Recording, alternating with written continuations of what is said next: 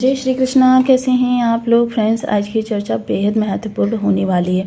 आज हम चर्चा करने जा रहे हैं आपके जीवन में, जो कहते हैं ना, कभी कभी हमारे जीवन में कठिन संघर्ष के बाद ही सफलता होती है, और कभी कभी हमारे जीवन में सफलता जो होती है इतनी तेज़ी से आती है, इतनी अपार आती है कि हम सहसा यकीन नहीं कर पाते हैं।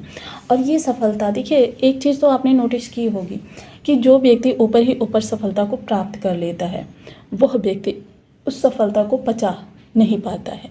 लेकिन यदि सफलता वो अपने कठिन संघर्ष, कठिन परिश्रम से प्राप्त करता है तो फिर जीवन में उसके लिए उस सफलता को बरकरार रखना भी ज़रूरी होता है, क्योंकि उसने अपनी मेहनत से उस सफलता को प्राप्त किया है। लेकिन जिन भी लोगों ने ऊपर ऊपर ही सफलता को प्राप्त किया या किसी की मदद से सफलता को प्राप्त किया, कभी कभी उनके जीवन में सफलता के साथ साथ कुछ दुर्व्यसन ऐसे चले आते हैं कि वह सफलता उनके लिए क्षणिक सुख को ही जन्म देती है, उन्माद की स्थिति को ज़्यादा उत्पन्न करती है। अब ये जो स्थितियाँ हमारे सामने वर्तमान समय में बन रही हैं, ये हमारे जीवन को एक नए तरीके से समझ करने जा रही हैं।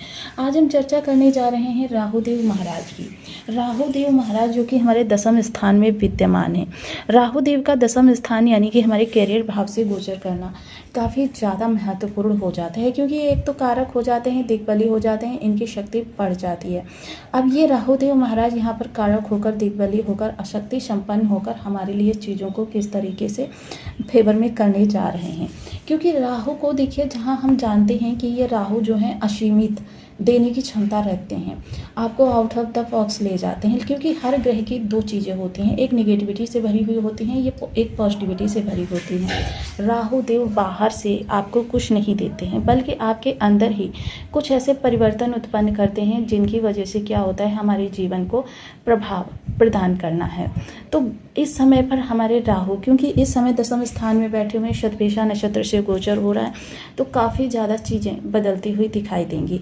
अब यहाँ पर हमारे लिए प्रभाव को जो जन्म देने जा रहे हैं राहुदेव महाराज, तो अब किस तरीके से हमारे जीवन को प्रभावी करेंगे, इन पर कई सारे ग्रहों के बदलाव का विशेष प्रभाव पड़ेगा।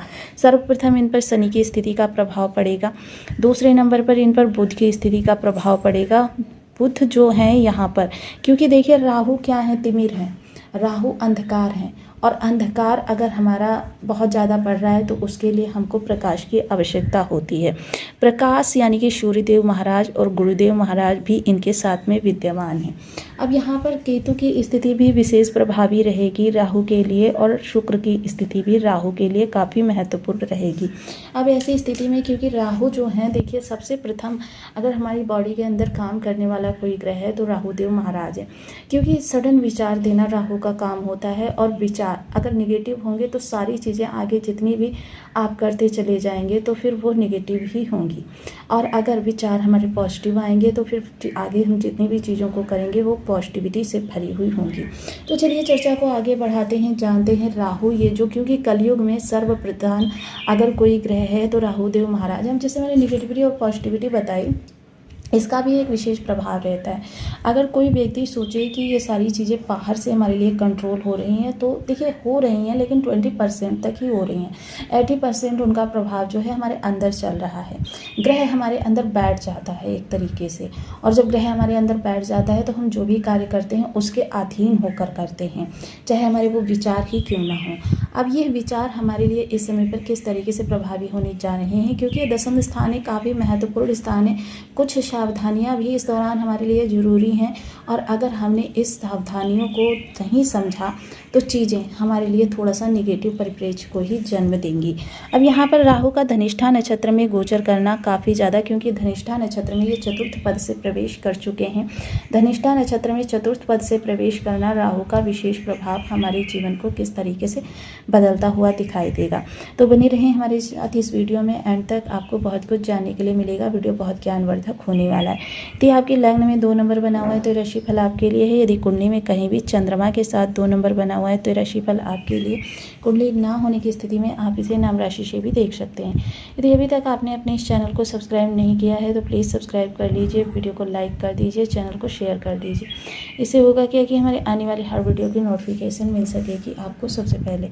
एक प्यारा सा कमेंट करना बिल्कुल ना भूलें। कमेंट से हमें बहुत मोटिवेशन मिलता है, हौसला मिलता है और ये पता चलता है कि आप और क्या जानना चाहते हैं। राहु की पंचम दृष्टि होती है, राहु की सप्तम दृष्टि होती है, राहु की नवम दृष्टि होती है।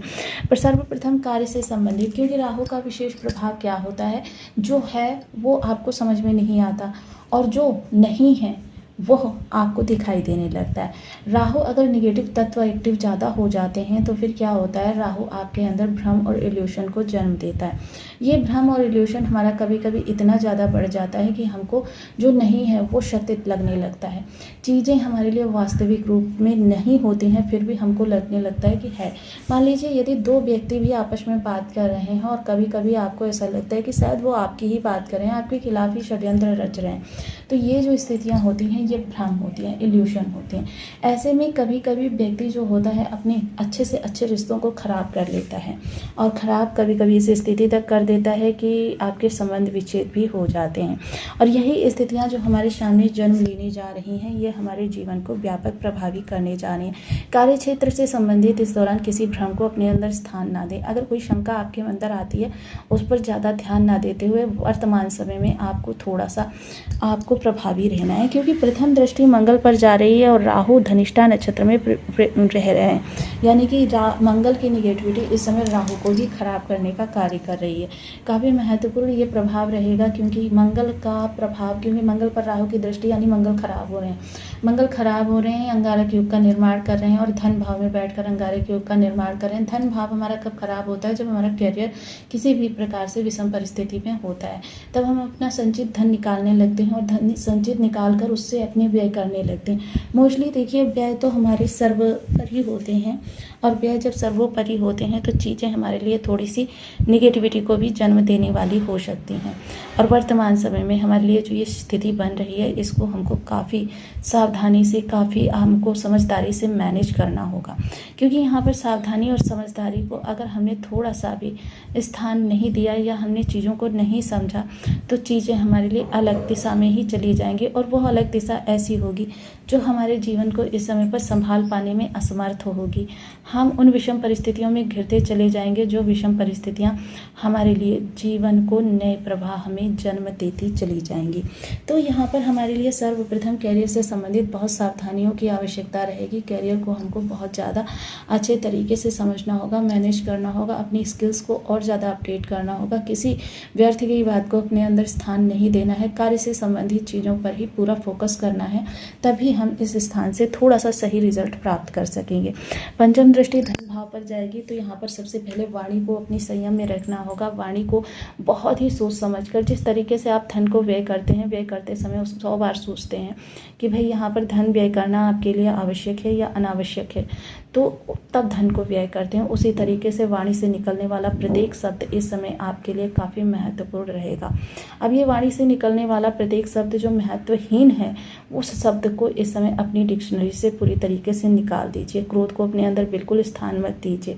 मोस्टली इस समय अपने सहयोगियों से और पड़ोसियों से किसी प्रकार की व्यर्थ की बातों पर विवाद ना कीजिए। आर्ग्यूमेंट तो इस दौरान आपको बिल्कुल नहीं करनी है, किसी के साथ नहीं करनी है, क्योंकि आर्ग्यूमेंट इस समय पर आपके लिए थोड़ी सी विषम परिस्थितियों को भी जन्म दे सकती है। किसी विवाद में इस समय पर ना पड़ें, विवाद में पड़ने से आपके लिए परिस्थितियां थोड़ी सी गंभीर रूप भी ले सकती हैं। सप्तम दृष्टि परिवार पर जाएगी तो जाहिर सी बात है कि यह समय ऐसा रहेगा कि आपके परिवार में इस समय थोड़ा सा कलह का वातावरण रहेगा। माता की तरफ से आपको थोड़ी सी समय चिंताएं बनी रहेंगी। माता की जो भी स्थिति है देखिए आपके लिए इस दौरान काफ़ी ज़्यादा सावधानी से कार्यों को आगे बढ़ाने वाली ही रहेगी।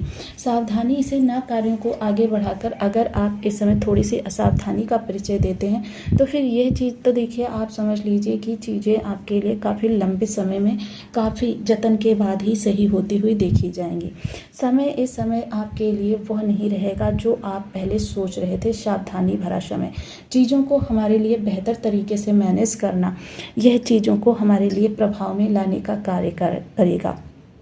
थोड़ा सा समय माता की चिंताओं से मुक्त करने का प्रयास करें, क्योंकि यह समय आपकी माता को परेशानियों में डालने का भी हो सकता है।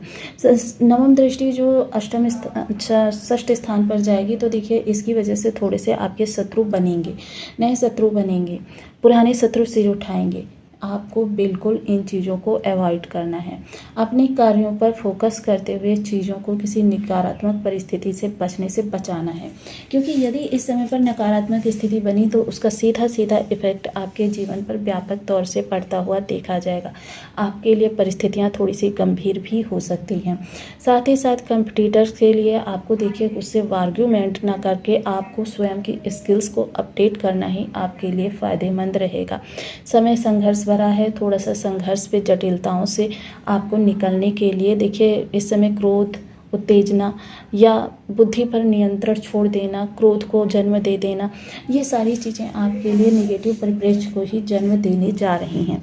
इनसे संभलने के लिए आपको कुछ विशेष उपाय भी करने चाहिए और थोड़ी सावधानी का भी परिचय देना चाहिए। सर्वप्रथम ओम राम राहवे नमः इस बीज मंत्र का 1 माला, 2 माला, 5 माला, 7 माला, 11 माला का जप नियमित अपनी सुविधानुसार करना आपको राहु को आपके अनुकूल करने का कार्य करता है। वहीं देखिए सावन का मास चल रहा है और सावन मास जो होता है भगवान भोलेनाथ जी का होता है। भगवान भोलेनाथ जी को जल में थोड़े से तिल डालकर, काले तिल डालकर आप जल अर्पण करें महामृत्युंजय मंत्र का जप करते हुए। देखिए महामृत्युंजय मंत्र का जप करते हुए नित्य प्रति तिल अर्पण करें और अगर शिव सहस्त्र नाम का जप करते हुए शिव जी को दुग्धाभिषेक या जलाभिषेक किया जाए तो हमारे लिए तीसरे सोमवार से ही बहुत अच्छी स्थितियां उत्पन्न हो जाती हैं। देखिए इसे डेली नहीं कर सकते तो आप सोमवार के सोमवार भी कर सकते हैं। भगवान भोलेनाथ जी आपके समस्त ग्रहों को अपने कंट्रोल में कर सकने की क्षमता रखते हैं, तो आपको ये उपाय करना चाहिए। और साथ ही साथ आप या चाहें तो माता दुर्गा के सिद्ध कुंजिका स्तोत्र का जो दुर्गा सप्तशती में निहित है उसका नित्य प्रति सायं 6 से 9 के मध्य आपको 5 या 7 बार नित्य पाठ करना चाहिए घृत का दीपक जलाकर। इससे भी आपके राहु कंट्रोल होते हैं। साथ ही साथ इस समय शिव मंदिर में, शिवालय में, किसी भी शिवालय में शायम को दीप जलाने का संकल्प भी आप ले सकते हैं। साथ ही साथ काला सुरमा प्रत्येक शुक्रवार को घास वाली जमीन में अवश्य दबाएं। इससे भी आपकी स्थिति जो है काफ़ी अनुकूल हो सकती है। तो आपको वीडियो कैसी लगी मुझे कमेंट बॉक्स में ज़रूर बताएं।